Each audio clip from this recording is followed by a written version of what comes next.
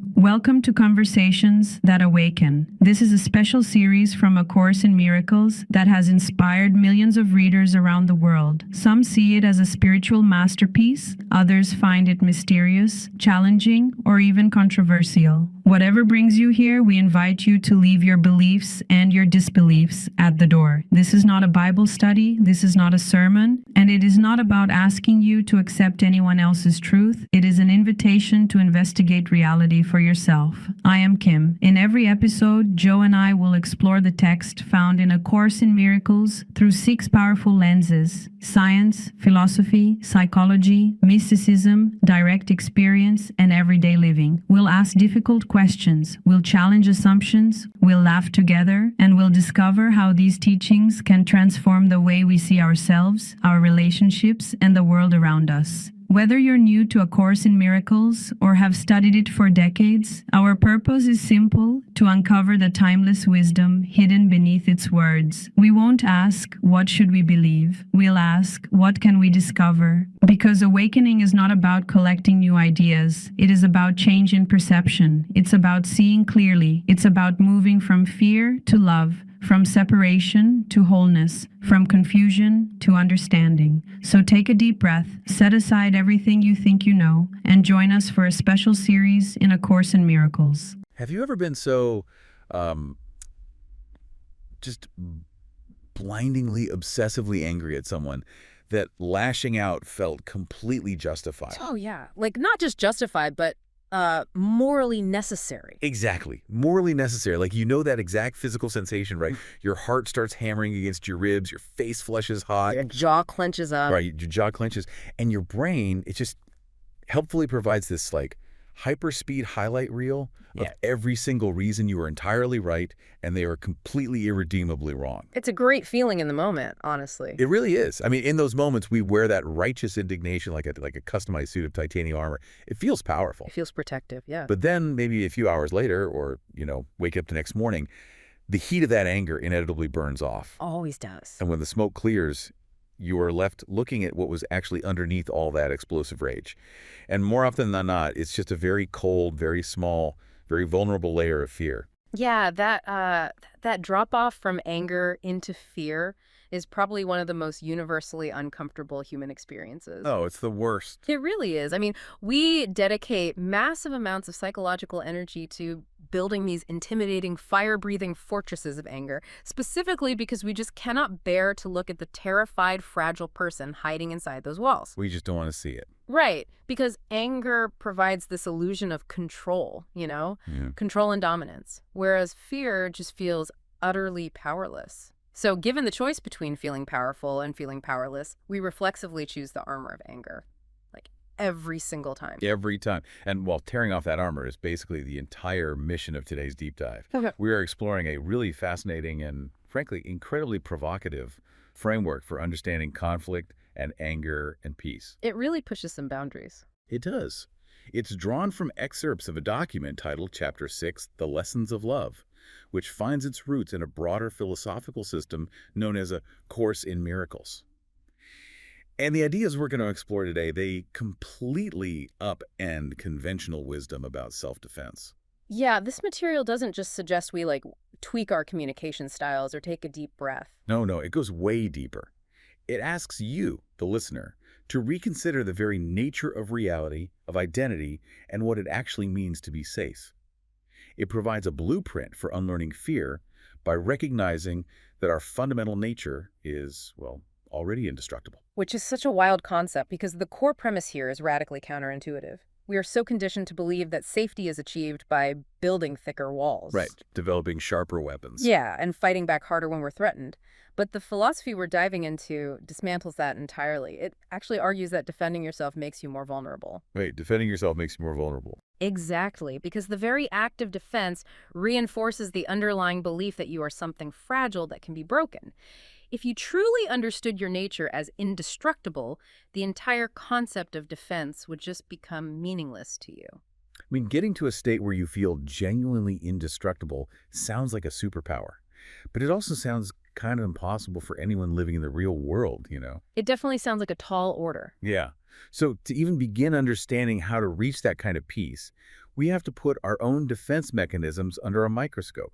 We have to look at the anatomy of our anger. And the source material draws a really brilliant distinction right out of the gate here. The connection between anger and, say, physical or verbal attack is obvious to everyone.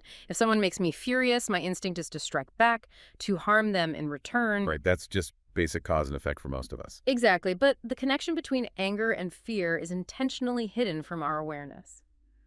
The argument presented is that beneath every single instance of anger, without exception, is a profound fear rooted in the illusion of separation. The illusion of separation, like the idea that we are totally on our own. Yes, it's this deep-seated terror that you are fundamentally isolated from others, cut off, and therefore entirely at their mercy. Wow. And the breakdown of how anger is manufactured from that fear is just fascinating. It outlines 3 specific sequential mistakes in our thinking that actually create the feeling of anger. Okay, let's walk through those because they're crucial. So first, you have to genuinely believe that someone has attacked you. That's step 1. Second, based on that perceived attack, you believe you have an absolute right to strike back. The justification phase. Right. And third, you convince yourself that you are not responsible for your own reaction. You tell yourself, they caused this, they made me yell, they made me do this. Oh, the classic, look what you made me do. Exactly. And from those 3 premises, we arrive at this totally false conclusion that another human being actually deserves to be attacked instead of loved. And from a psychological standpoint, this is the ultimate blame-shifting mechanism at work. The ego, and by ego we mean that part of our mind concerned entirely with separation and survival, it uses those 3 steps to build an airtight, undeniable case for victimhood. It's like a lawyer building a case in your head. It acts as judge, jury, and executioner. It tells you that you were violated, that the laws of justice demand retaliation, and that your violent or angry reaction was entirely out of your hands. It's a perfect closed loop that prevents you from ever having to examine your own mind. I keep picturing a car dashboard when I think about this. Like, imagine you're driving and the check engine light suddenly flashes bright red. Oh, I hate when that happens. Right. It's glaring, it's stressful, and it completely dominates your attention. In this scenario, that red light is the anger. When we get angry, we become completely obsessed with the light itself. We stare at it, we complain about it to our friends. We might even want to smash the plastic covering the light. But the light is just an indicator. The actual malfunction, the real crisis, is buried deep under the hood. And that malfunction is the fear and the belief in our own vulnerability. That's a really great way to visualize it. But, okay, hold on. I have to step in here and play devil's advocate for a second. Go for it. Because this idea of being completely responsible for our reactions is a tough pill to swallow. The material insists that no one can live without a thought system, and we are responsible for the beliefs we choose. But if I'm walking down the street and someone physically shoves me, or if, say, a business partner embezzles my life savings. Right, real-world harm. Yeah, my anger in those moments is a biological, involuntary reflex. Adrenaline floods my system. How on earth can you categorize that as a conscious choice? Well, it definitely feels like an automatic reflex, I'll give you that. But this framework challenges the idea that we are entirely at the mercy of biology. The monumental psychological shift required here involves questioning the very foundation of what you believe you are actually defending. What do you mean by what I'm defending? So the philosophy states very clearly, quote, your true self cannot be attacked. It posits that your core identity is not your physical body.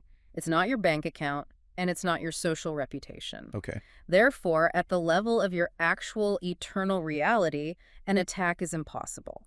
And if an attack is impossible, anger is never actually justified. It completely eradicates the concept of victimhood. Not by saying the physical event didn't happen. Right, the money is still gone. Yes, the money is gone. But it eradicates victimhood by saying the event cannot touch your true being. So, if I follow that logic, getting angry is essentially a case of mistaken identity.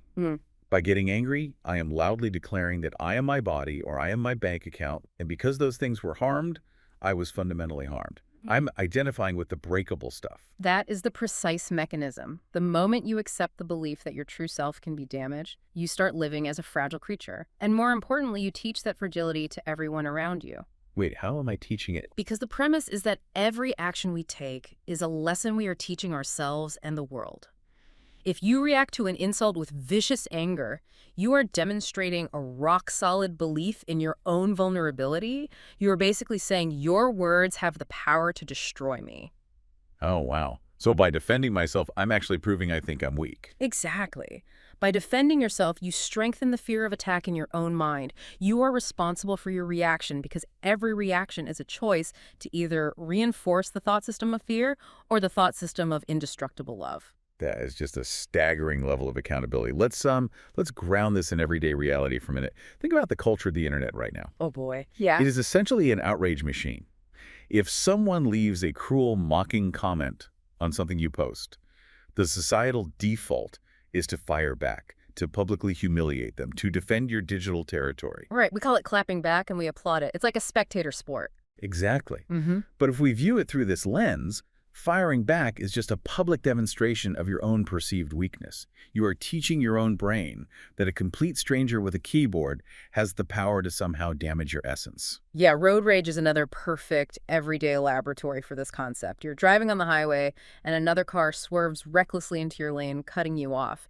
The immediate split-second physiological response is pure terror. Because the threat of a crash is real. Very real. The vulnerability of the physical body is undeniable in that millisecond. Right, the fear is totally exposed. You realize, I am in a metal box moving at 70 miles an hour, and I could die. But the human ego cannot tolerate sitting with that level of raw, mortal terror. It is just too painful. So the ego immediately transmutes that fear into aggressive anger. You lay on the horn. You scream at the windshield. You categorize the other driver as a montiel who deserves to have their license revoked immediately. And the anger feels incredibly empowering. It acts as a shield against the vulnerability you just experienced. But by indulging in that rage, you are just feeding the thought system of separation again. You're proving to yourself over and over that the world is a hostile arena where you are constantly under siege. Spot on. But, dealing with the guy who cut you off in traffic is kind of the minor leagues of this philosophy. Sure. It's one thing to let go of annoyance during a commute. It is an entirely different universe to apply this to severe, malicious, life-altering harm. If this framework claims to offer a total solution to human suffering, it has to hold up against the absolute worst atrocities humanity is capable of. And it does confront that boundary. It does so by utilizing what the material refers to as an extreme teaching example. It takes one of the most recognized historical and religious narratives in the world, the crucifixion of Jesus, and completely strips away centuries of traditional theology. Which is a huge pivot. It really is. It explicitly rejects any interpretation that involves divine punishment, cosmic sacrifice, or some sort of demand for martyrs. It frames the entire event purely as a demonstration, a radical lesson in how to perceive reality. This is where my brain really started to struggle with the reading, because it is such a massive departure from everything we are taught about justice. It suggests that this extreme event was meant to be the final, useless journey of fear. Yes. It was designed to show that even the ultimate physical persecution does not have to be interpreted as an attack on the real self. The distinction made here between the destructible body and the eternal reality of the mind is absolute. The text acknowledges the physical reality of the world, noting that at the level of the body, one human can certainly injure, betray, or kill another. Right. It's not denying that physical pain happens. No, not at all. But it insists that the body is simply a temporary learning device, not your eternal identity.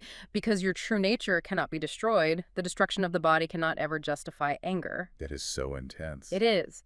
The extreme nature of the crucifixion was necessary to prove that even when the body is subjected to maximum suffering and death, the mind can remain completely untouched and unthreatened. Like, I have to play devil's advocate here again, because the philosophy goes so far as to say, quote, do not try to defend truth, because doing so suggests that truth can be threatened. I know, it sounds crazy at first. It flies in the face of every moral impulse we possess. Are we supposed to just stand by while innocent people are harmed?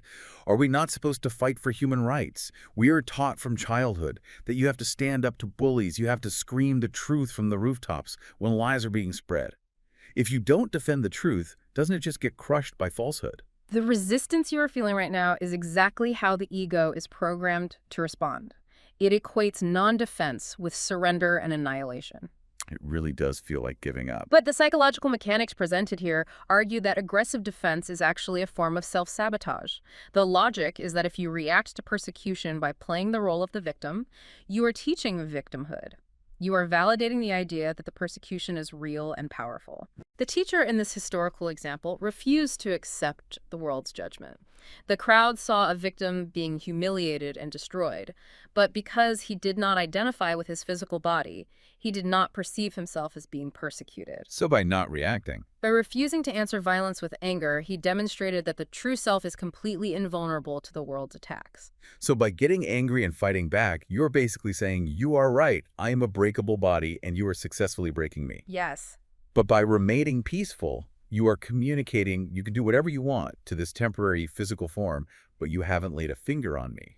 That is the ultimate demonstration of power right there. The material suggests that trying to fiercely defend the truth with anger actually communicates a subconscious belief that the truth is fragile, weak, and capable of being destroyed if you don't prop it up with your rage. Wow. But reality, by definition, requires no protection. The truth remains true regardless of who attacks it. Think about the implications of this for our current cultural climate.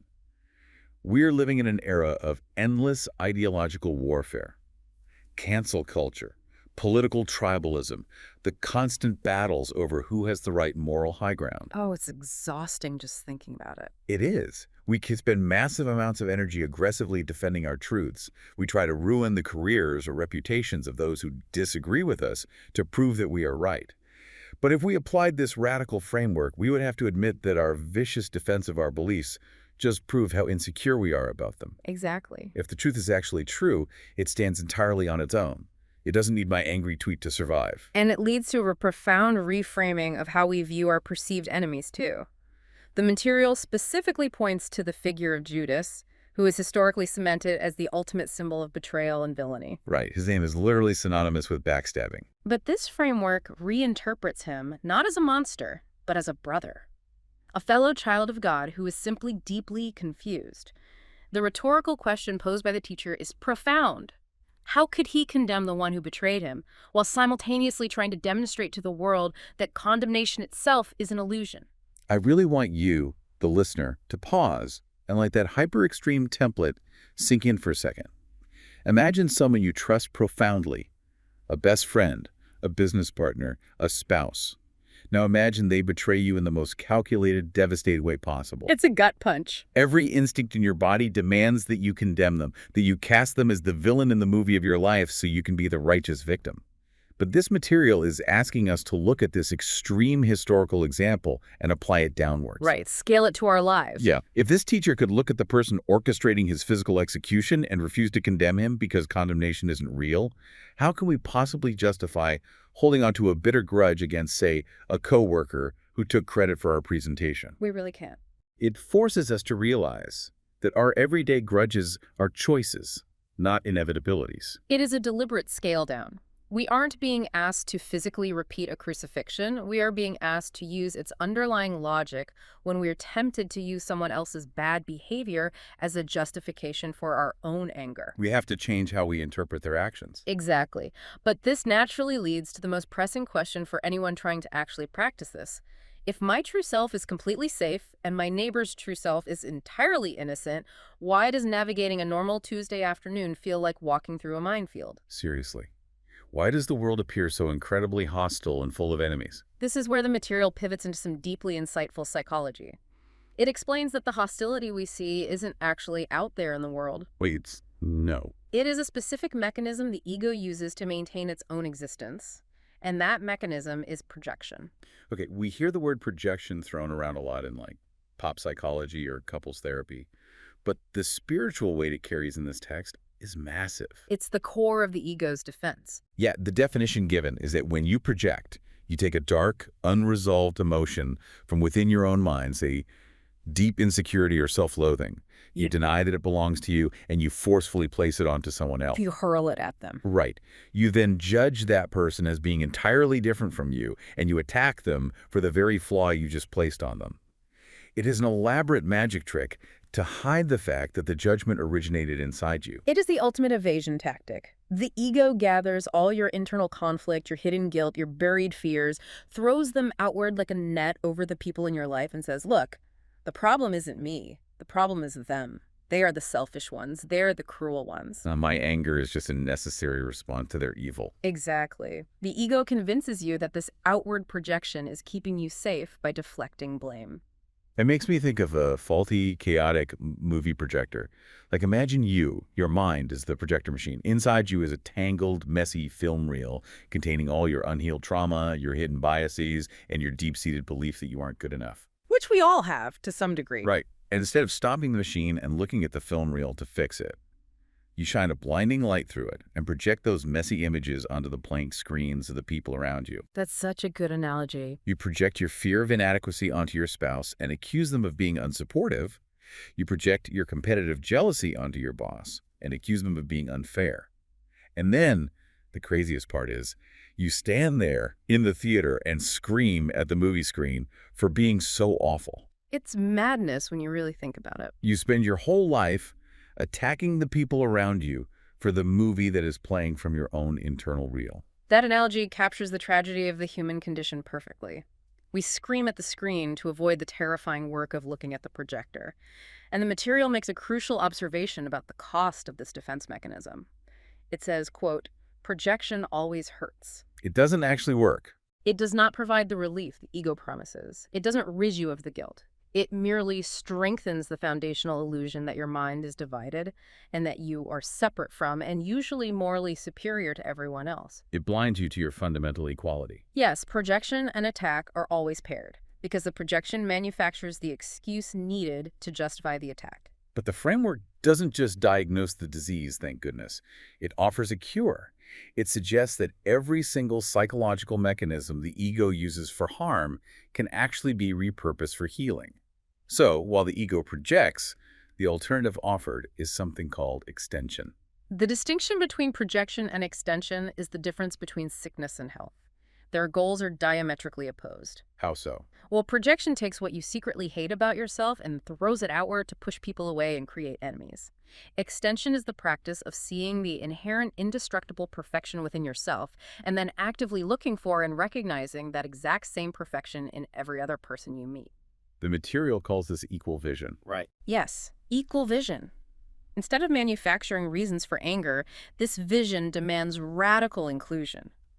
It recognizes that beneath all the ego-driven behavior, everyone shares the same inherent worth and the same desperate need for healing. It bridges the gap. The text says that this equal vision is a reminder that you cannot be anywhere that a unified, divine presence did not place you. You are part of an unbroken wholeness. It's a very comforting thought. It is. Let's think about the practical physical toll of living the opposite way, though.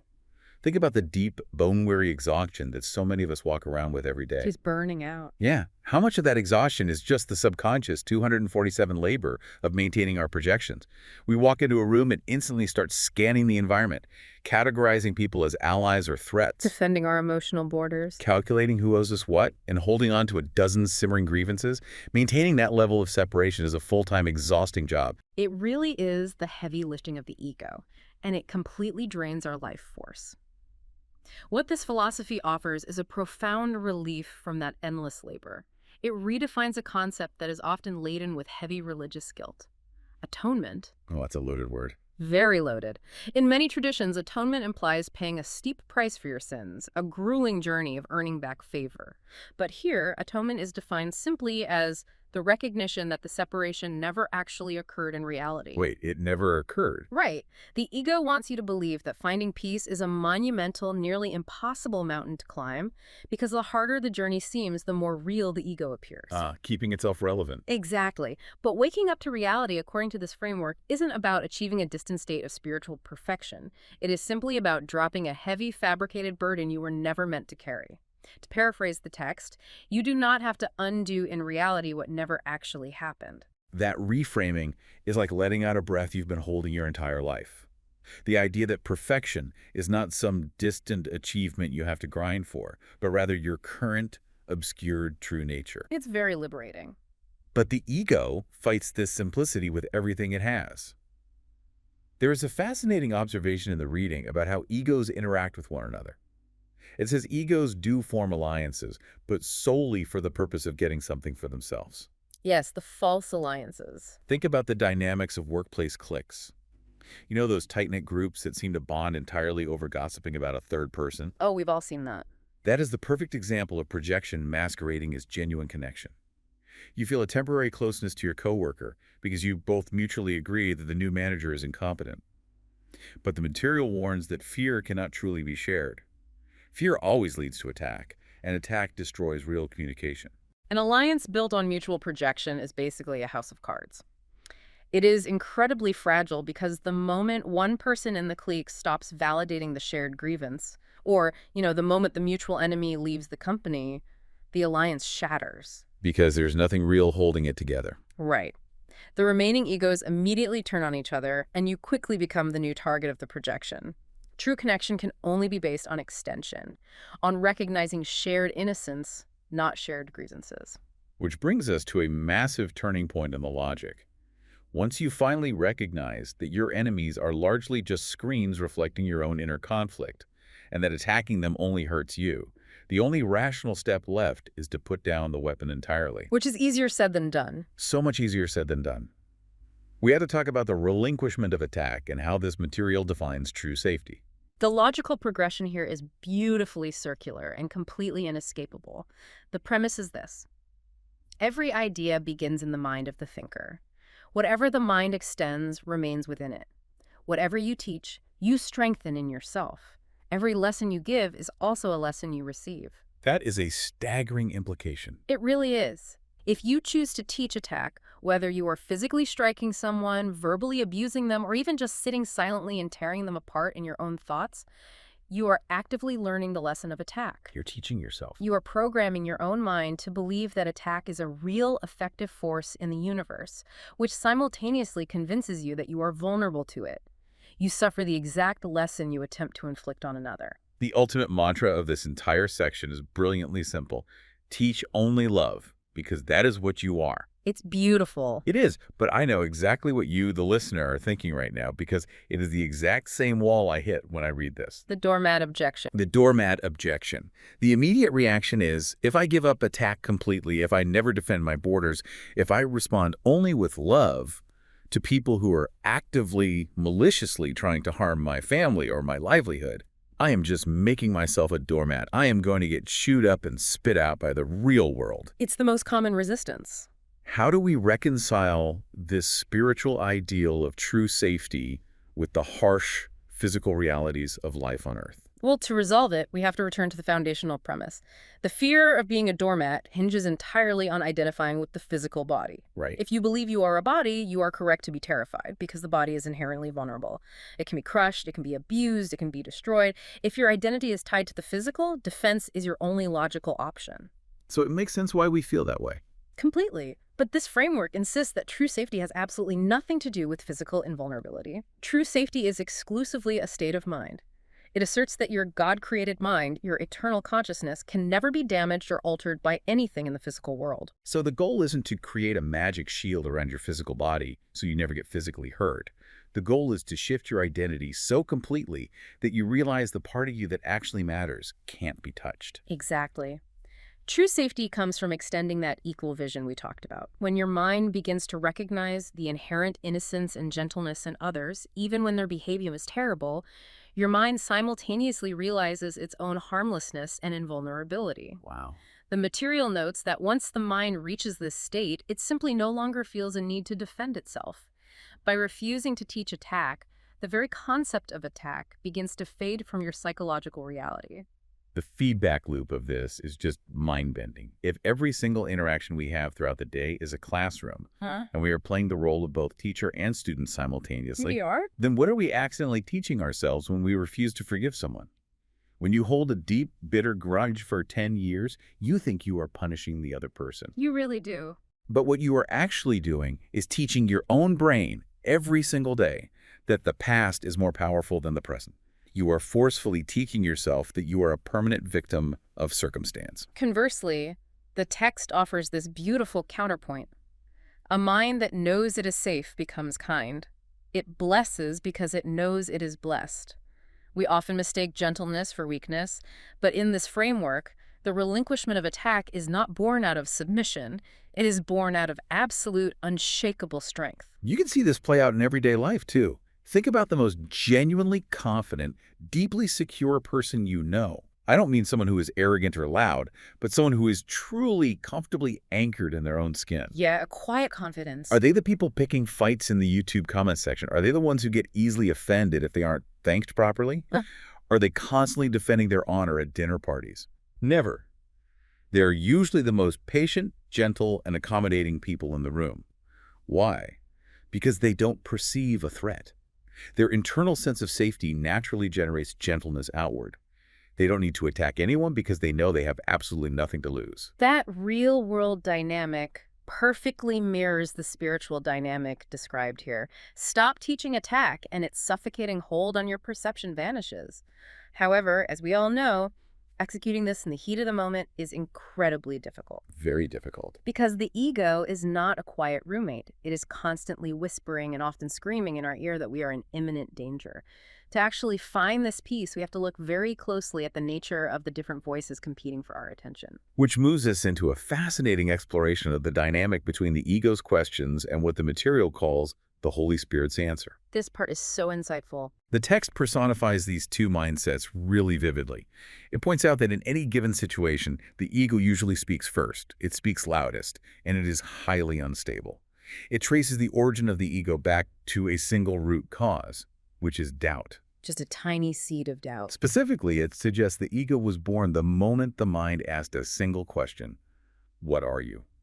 That singular question introduced the virus of doubt into a mind that was previously resting in perfect certainty. And once that doubt was introduced, the ego's survival depended on never letting the mind find certainty again. So the ego produces an endless, exhausting stream of questions to obscure the truth. Like what? Like, what if the economy crashes? Why did my boss look at me that way? How will I survive this breakup? Who is to blame for my unhappiness? It creates a constant smokescreen of anxiety and hypervigilance. It's exhausting just hearing you list those out. It is. The alternative voice, referred to as the Holy Spirit, operates entirely differently. It does not ask questions. It is simply the answer. And regardless of the chaotic scenario the ego presents, the answer is fundamentally always the same. You are an eternal, priceless part of a unified whole, and you are entirely safe. I love trying to visualize this. Imagine your mind as a corporate office. Okay, a corporate office. The ego is that incredibly chaotic, toxic middle manager. Deep down, this manager knows their position is completely redundant and unnecessary. Right, they don't actually produce anything. Exactly. So how do they keep their job? They manufacture chaos. They create endless busy work. They call emergency meetings over nothing. They run around frantically asking a million questions. And they constantly try to recruit you into workplace drama just to justify their own existence. It's self-preservation through panic. Yes. If everyone in the office just calmed down, sat at their desk, and realized the company runs perfectly fine without the manager's interference, the manager would be fired. The ego requires conflict just to survive. That is a brilliant way to conceptualize it. And to carry that analogy forward, the Holy Spirit is like the calm, visionary CEO who holds the ultimate blueprint for the company's success. The CEO who actually knows what's going on. Right. The CEO doesn't come down to the floor and start screaming at the middle manager. The CEO just calmly walks in and says, everything is fine, the foundation is solid, ignore the manufactured crises, and just do your actual work. There is a line in the reading that emphasizes this dynamic. God does not need to teach, because teaching assumes something is missing, and God knows nothing is missing. Such a powerful line. The perceived separation from our source didn't actually destroy our perfection. It merely interrupted our communication with it. So the divine response wasn't to attack the ego or declare war on our illusions. The response was simply to provide the answer to reestablish the connection. This highlights a really profound theological and psychological principle. God, or ultimate reality, does not fight the ego. To fight an illusion is to grant it reality. You don't take a sword to fight a shadow. Exactly. Ultimate reality simply offers the truth, and the presence of truth naturally dissolves the illusion. The ego desperately tries to recruit the physical body as an ally to prove its case, using sickness, pain, and death as evidence that you are separate, vulnerable, and alone. Trying to prove that the nightmare is real. Yes. But the answer continually reminds the mind that this entire dream of separation possesses no actual power. The Holy Spirit does not force compliance, issue commands, or threaten punishment. The material explicitly states that force would only frighten a mind already paralyzed by fear. Instead, it merely guides, reminds, and invites. There is one specific passage in this section that absolutely stopped me in my tracks. It beautifully captures how this divine answer approaches our terrified, ego-driven minds. It asks a rhetorical question. How do you wake frightened children? You do not scare them by arguing about the details of their nightmares. You speak softly and you remind them that morning has come and they are safe. It is the ultimate, purest expression of radical gentleness. It completely redefines how we should approach healing. Think about how transformative it would be to apply that exact logic to our own internal struggles. When you are caught in a spiral of anxiety or a full-blown panic attack, the ego demands that you dive headfirst into the nightmare. It wants you to fixate on the details. Right, it wants you to endlessly analyze the monsters in the dark. Why is this monster chasing me? What kind of teeth does it have? Let's spend 3 hours on WebMD researching the monster. WebMD is the worst for that. It is. We think analyzing the fear will save us from it. But this approach says, no, you don't argue with the nightmare, you just turn on the bedside lamp to show the child they're safe in their own room. The monster isn't real, so analyzing its teeth is a total waste of time. The light is the only answer needed. The role of the Holy Spirit is just to answer every sincere call for help by gently shining away the terrifying dreams with the light of truth. But while the concept of just turning on the light sounds incredibly comforting and simple, the reality is that for a human mind that has grown accustomed to living in the dark, the sudden introduction of light can be blinding and disorienting. It's a shock to the system. It is. We don't wake up instantly. We require practice, repetition, and a structured way to retrain our thoughts. And the material provides exactly that. A highly specific 3-step curriculum designed to help us redirect our minds out of the nightmare. This is where we get into the practical application. This is the heavy lifting, the how-to manual for waking up. It's where the rubber meets the road. The curriculum involves 3 progressive and increasingly difficult steps. Let's break down the mechanics of each one. Okay, the first lesson in this curriculum is summarized as to have, give all to all. To have, give all to all. Yes. The underlying explanation is that your actual life, your essence, is not contained within the physical body. The body is merely a symbol of the ego's desire for a separate identity. However, this framework doesn't ask you to destroy the body. Good to know. Yeah, it asks you to let the Holy Spirit transform it from a tool of separation into a useful instrument for communication. The core logic of this lesson is that because true love and peace are total and infinite, you cannot hoard them. Because hoarding implies there's a limited supply. Exactly. If you try to keep peace just for yourself, or if you selectively offer love only to your family while withholding it from your enemies, you fundamentally misunderstand what love is, and you lose the awareness of it entirely. To possess infinite love, you must actively give it to everyone you encounter without a single exclusion. It flips the ego's economy completely upside down. The ego says, if I give you a piece of my pie, I have less pie. The Holy Spirit says, if you give away the pie, you realize you are the bakery. I love that. You realize you are the bakery. Moving to the second lesson, it is phrased as, to have peace, teach peace to learn it.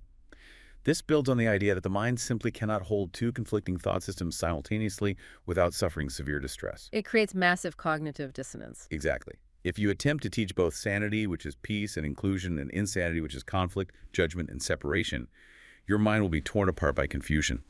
To truly learn peace, you have to make a firm, uncompromising choice to teach it exclusively. And that leads directly to the third and undoubtedly the most demanding lesson in the curriculum. This is the hard one. It really is.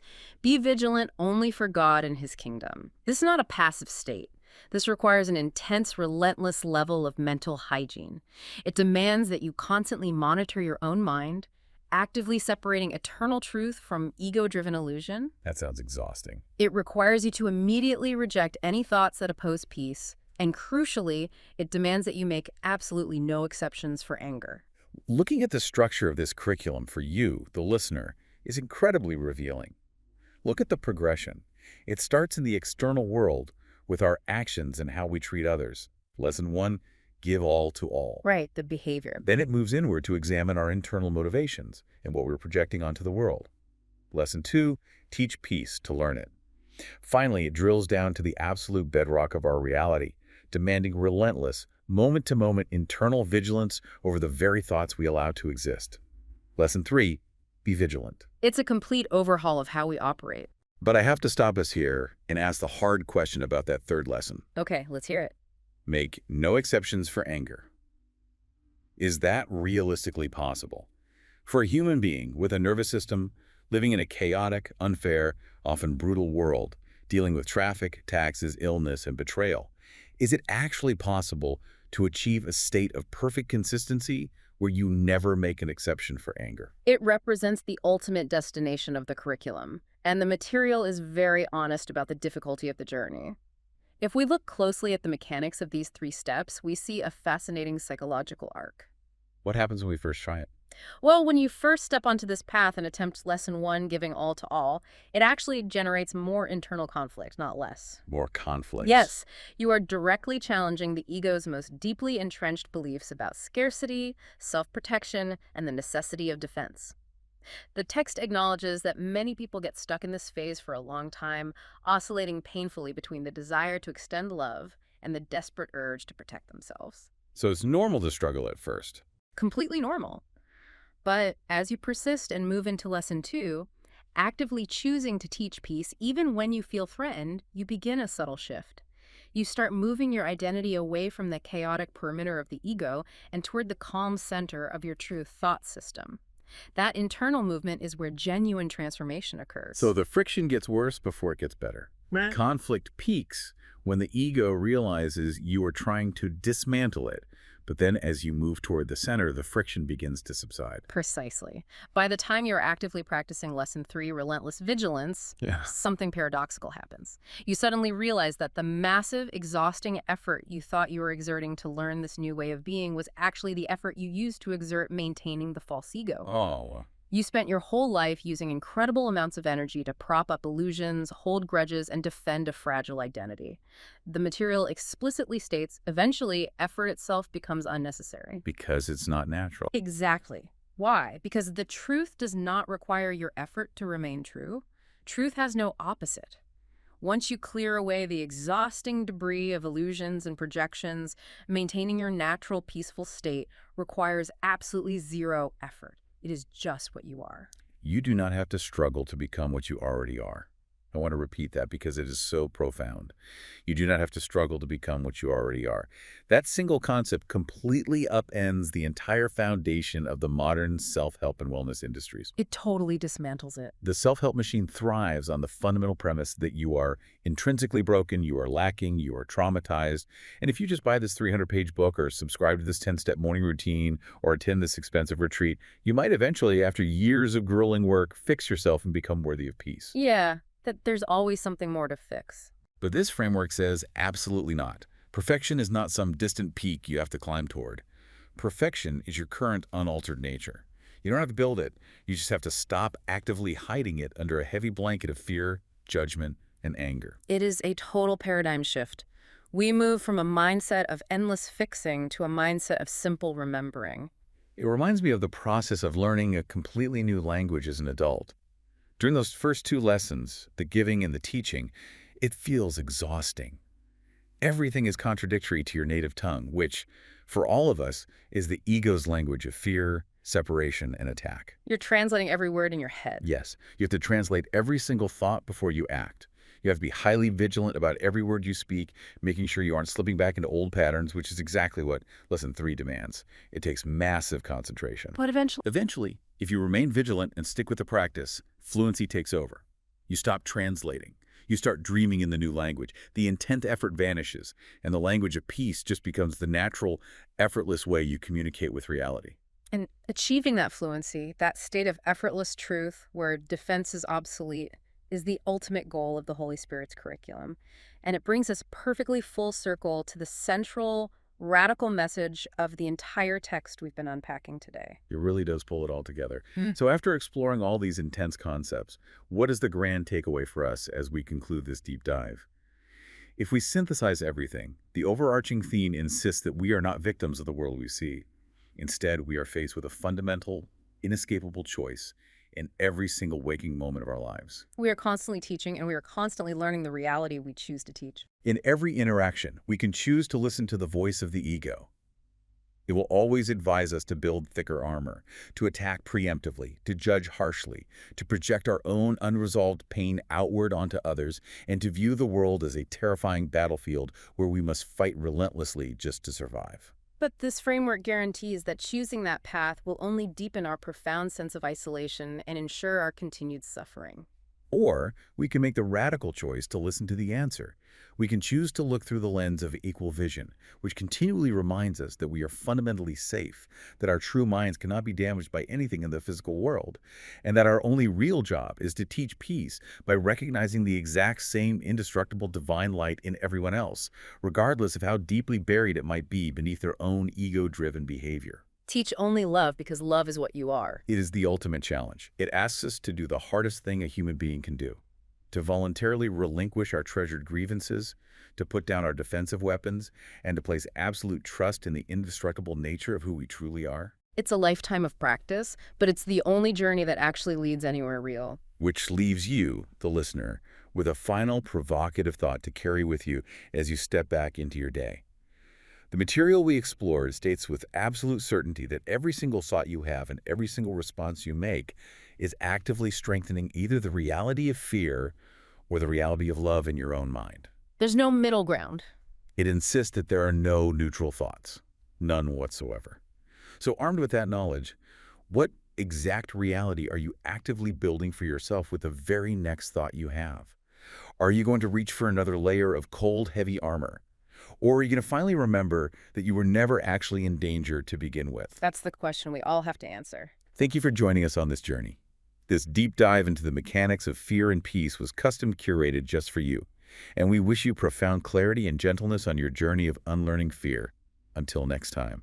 Thank you for listening. If today's conversation resonated with you, please take a moment to like this episode, subscribe to the channel, and share it with someone who may benefit from these reflections on A Course in Miracles and the deeper questions of life. Your support allows us to continue creating conversations that explore consciousness, reality, love, forgiveness, and what it truly means to awaken. I'm Kim Kaur, and it is my privilege to introduce Joe Bandra. Joe is an author, philosopher, speaker, healthcare technology pioneer, and a lifelong explorer of humanity's greatest questions. For more than 3 decades, he has worked at the intersection of science and medicine while pursuing an equally passionate exploration of A Course in Miracles. His first book, Finding Neve, is a transformative journey into self-discovery and the search for lasting happiness. His second book, Body, Mind, and Machine, shares his remarkable career in healthcare technology and the evolution of a profession dedicated to improving human lives. His upcoming work, The Nature of Reality, brings together science, philosophy, psychology, mysticism, and direct experience to explore one of humanity's oldest questions. What is reality really? Through every conversation, Joe invites us to question our assumptions, look beyond appearances, and discover a deeper understanding of ourselves, each other, and the extraordinary universe we share. Thank you for being part of this journey. Until next time, keep questioning, keep exploring, and above all, keep awakening. Life often feels like an endless list of tasks, constant noise and distractions, pulling us in every direction. We're all searching for happiness, but what if we've been looking in the wrong places all along? This was Nevaeh's journey. Lost in the noise, she felt cut off from the peace and happiness she longed for. Until she met Joe Bandra, an unconventional, insightful philosopher with a different perspective.